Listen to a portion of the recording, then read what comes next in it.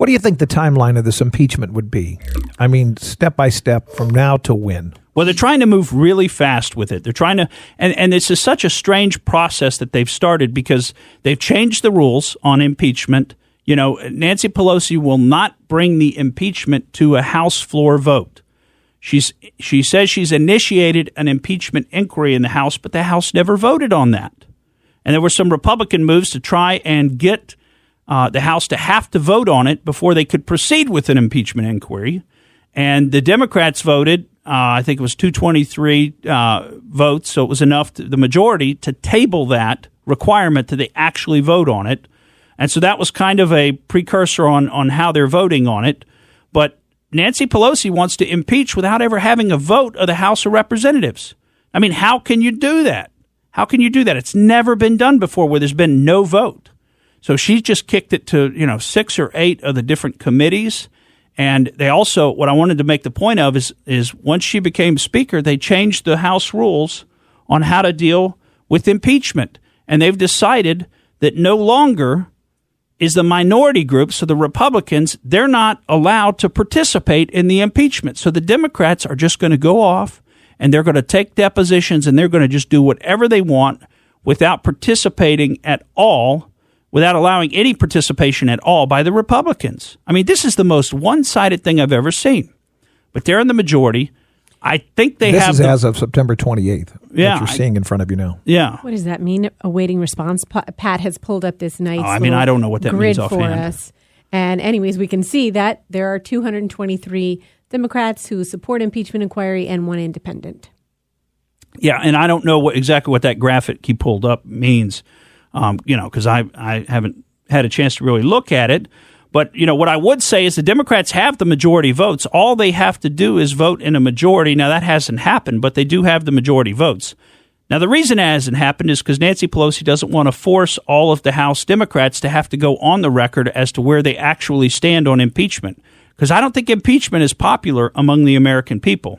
And this made-up nonsense about this whistleblower, and that's what it is. It's made-up nonsense. I want to get into some of that.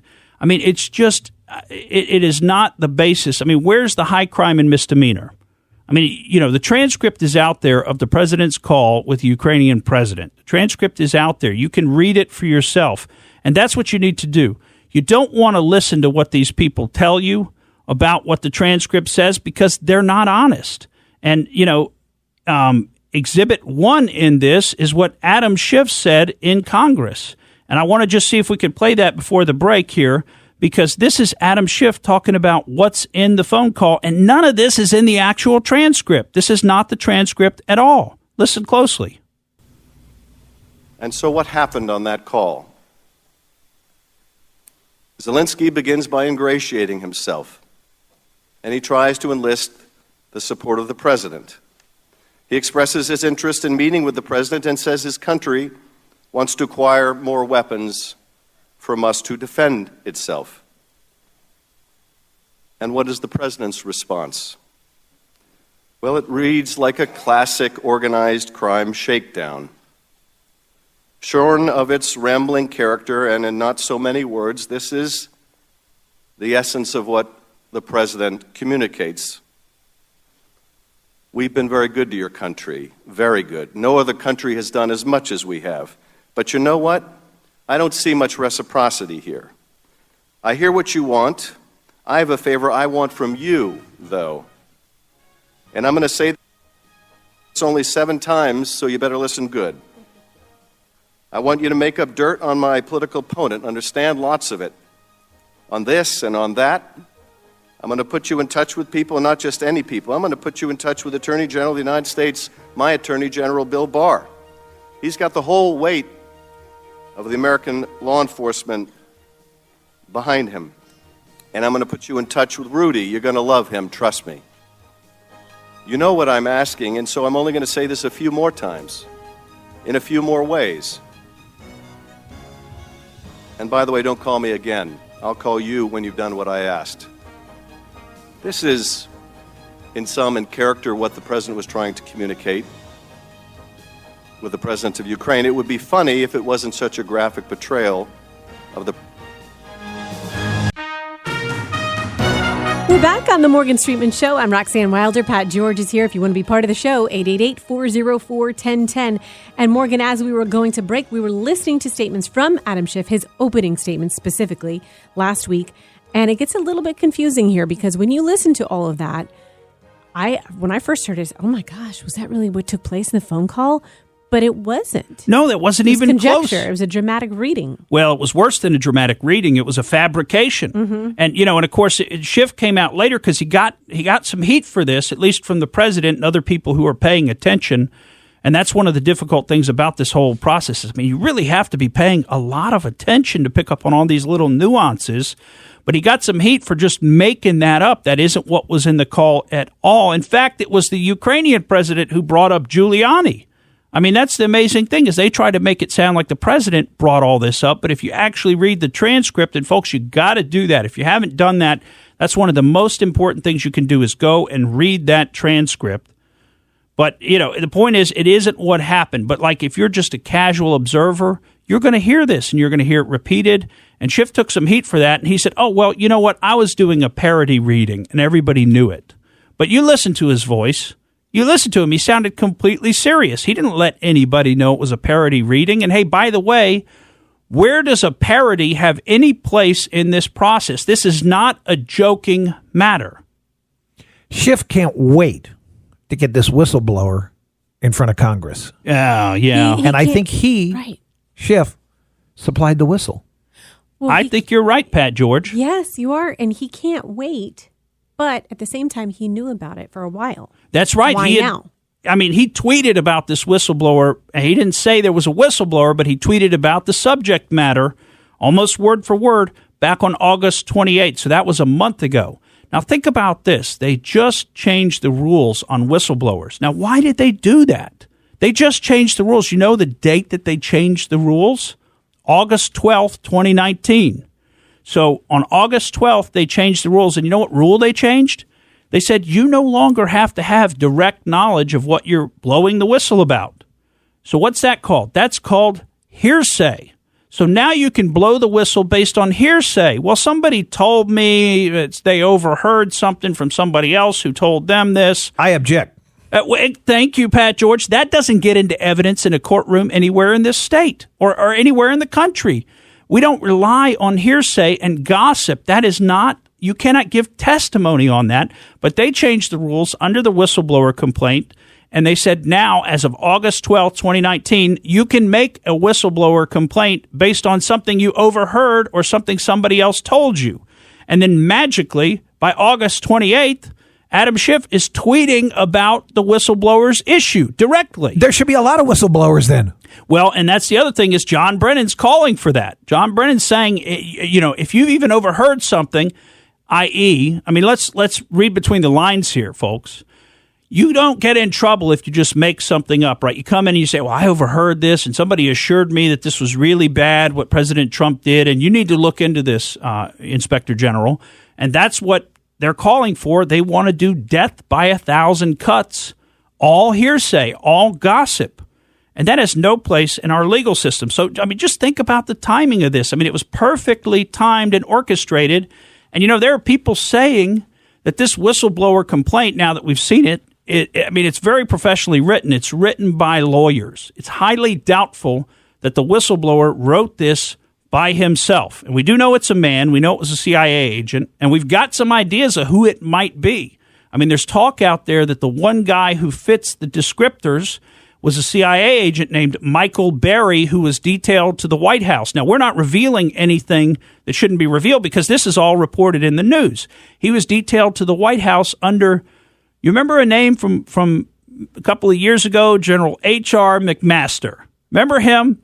A never-Trumper, a guy who didn't like Trump from the get-go, just like most of them don't like Trump. And he's the guy that got this Michael Berry guy over there under him as one of his attachés. And then Berry went back to the CIA. Now, we think that's probably the identity. And I got to give a hat tip to Sundance at the Conservative Treehouse, who's doing a lot of this research for us. But we think that guy is probably the whistleblower.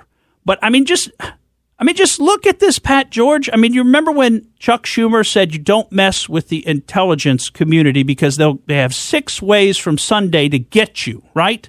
And now we've got a CIA whistleblower with a manufactured product that very likely Adam Schiff had something to do and his staff had something to do with preparing the whistleblower complaint.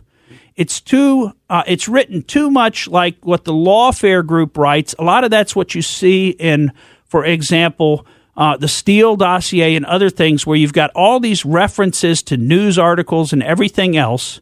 I mean, it's written just like what the Lawfare Group, how they produce their product. I mean, it's totally referenced to news media statements and footnoted and everything else. If a lawyer didn't write that, I'd be very surprised.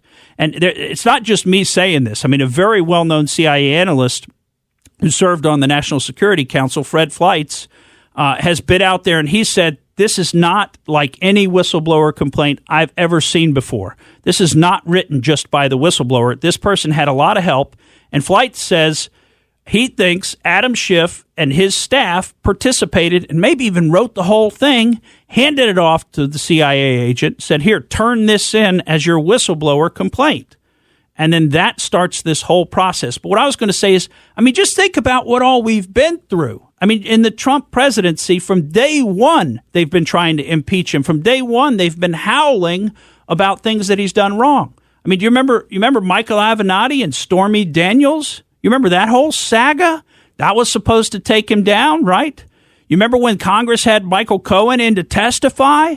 That was supposed to take the president down. None of these things actually took the president down because there was no there. There was no actual high crime, no misdemeanor that was proved. How about the Mueller report? That went on for 2+ years, and it fizzled out at the end because they don't have any evidence whatsoever of an underlying crime. There was no collusion or conspiracy with the Russians to have any effect on our election. So, I mean, they've been after President Trump since the first day he's been in office. I mean, the guy can't tie his shoes. They're like, well, that's an impeachable offense. He tied his shoes. I mean, everything he does is an impeachable offense, right? I mean, are you getting sick of this at home? Seriously, I know I am. I'm getting sick of this. The way they're treating this man, they're not letting him be the president, which, you know what, he won the election. You may not like it, and that's okay. You know, I didn't like it when Barack Obama won the election. I really didn't like it a lot. But you know what? I sucked it up, and I kept moving forward, and I thought, well, you know, I'm going to hope that we're going to get somebody else in there. And it took 8 years, and finally we got somebody else in there. But the Democrats, they cannot accept the outcome of the election, and I think it's a real shame. What do you guys think? Well, I got breaking news right now on a Twitter that Trump burnt down Cheryl's she shed. High crimes and misdemeanors. He burnt down the she shed. Exactly. So they've been after this guy the whole time. And, you know, if you watched any of the Sunday shows this weekend or over the weekend, I mean, you saw some great... there was some arguing going on. Mm-hmm. There really was. And they were after Giuliani big time. But I'll tell you, because Giuliani's out there telling the truth and he's bringing the facts. I am more impressed with Giuliani right now than I have been at any point in his career. Yeah. No, I don't know about that, but I mean in his representation of the president. Mm-hmm. Because I thought during the Mueller thing he got a little bit loose during some of the interviews and things, and he was kind of difficult to follow. But I tell you, he's being extremely lucid, and he's right on point, and he's got the facts. He's got the facts about these different prosecutors. And he's got the expense receipts, he's got the affidavits, and he's trying to put those on national television, and he's getting resistance from every one of the presenters. You were asking what we think before. Okay, So let's peel back the curtain a little bit in here and also shed some perspective. First of all, the way that you prepare for this show, Morgan, it requires a deep dive into all these different stories that are taking place. It's not just, I caught a headline on the news and now I'm going to come in and give my thoughts on it. Yeah. It requires a lot of work.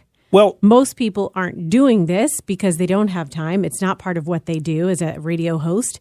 And so it just gives you some perspective that I think so much of this is done just to confuse the heck out of people. Well, and it is very confusing. And one reason I don't just read a headline and come in here and comment on it is because I don't trust the media. I don't trust the headlines. I mean, look, I've seen them trying to deceive us, deceive everybody in this country for 2 straight years, now coming up on almost 3 years. I've seen the deceptions about the Mueller report. I mean, remember that? How for 2 years the walls were closing in, the president's going down, and then at the end of it, it just fizzled out completely, and there's no there. And they expect that we should believe them this time? I mean, this is like a combination of Chicken Little and The Boy Who Cried Wolf. It's both of them together because, the sky is falling and the wolf is coming, and we've just heard that for 2 years straight, and I just don't believe it. I don't believe it anymore. Not that I ever believed it, but I don't believe it anymore. And I don't think a lot of normal people believe it either because I think they're fed up with the media's circus and the way they're trying to propagandize the country.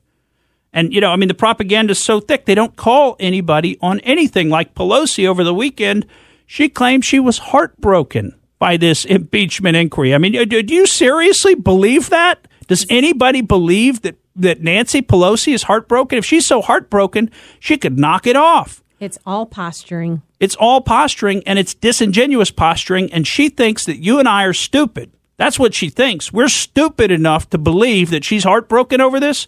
Give me a break.